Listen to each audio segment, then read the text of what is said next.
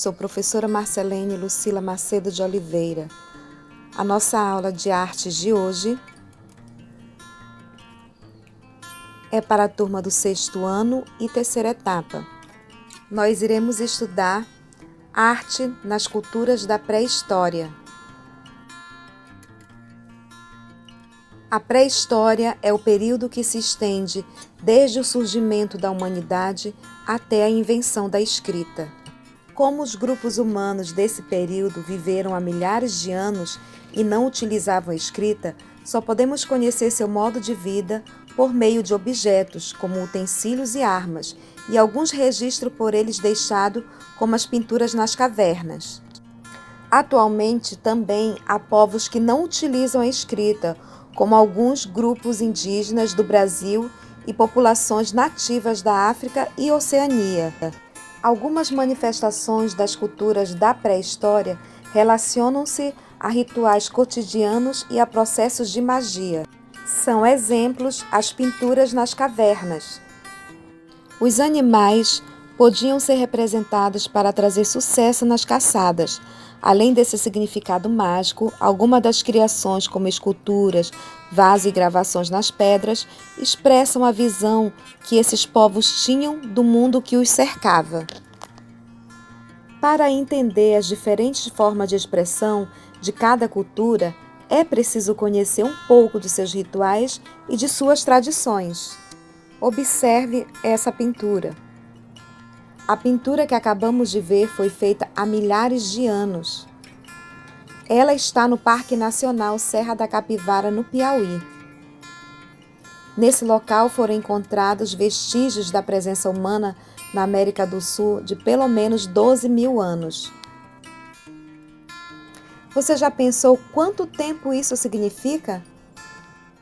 Nas pinturas encontradas na Serra da Capivara, podemos ver motivos geométricos, figuras humanas e animais representados de várias formas. As cabeças de cavalo que você verá na imagem foram gravadas nas paredes da caverna de Cusack, no sul da França, há cerca de 22.000 anos. Podemos conhecer melhor os povos que viveram naquela época por meio das pinturas, gravações e objetos encontrados em seus abrigos naturais, as cavernas. O tema predominante nessas representações, nas pinturas nas cavernas, são os animais. Provavelmente, para esses homens, os desenhos teriam um significado mágico de auxiliar e proteger nas caçadas. A habilidade com que os animais eram representados nos faz perceber que uma característica importante na arte de representar é a observação da natureza. Alguns povos que alcançaram desenvolvimento sociocultural avançado chegaram à ilha do Marajó, no Pará, por volta do ano de 400. Nessa ilha, para combater as inundações frequentes, eles construíram aterros artificiais onde ergueram suas habitações. Esses povos criaram vários objetos de cerâmica com motivos decorativos, como vasos utilitários, urnas funerárias, estatuetas e adornos. As tangas de cerâmica estão entre os objetos mais curiosos encontrados nas áreas de sepultamento. Acredita-se que elas eram usadas para vestir os mortos. Vamos falar agora um pouquinho sobre arqueologia. O termo arqueologia vem do grego estudo do passado. Portanto, a arqueologia é a ciência social que estuda o passado das civilizações humanas por meio dos vestígios materiais deixados por elas. Em geral, quase tudo que se conhece sobre a vida dos primeiros grupos humanos na Terra e sobre alguma das culturas distintas se deve aos restos materiais deixados nos locais onde estiveram. Esses vestígios podem ser objetos que se preservaram por se localizarem sobre várias camadas de terra. Os lugares onde esses objetos foram encontrados são chamados de sítios arqueológicos. Os profissionais responsáveis por esse importante trabalho são os arqueólogos.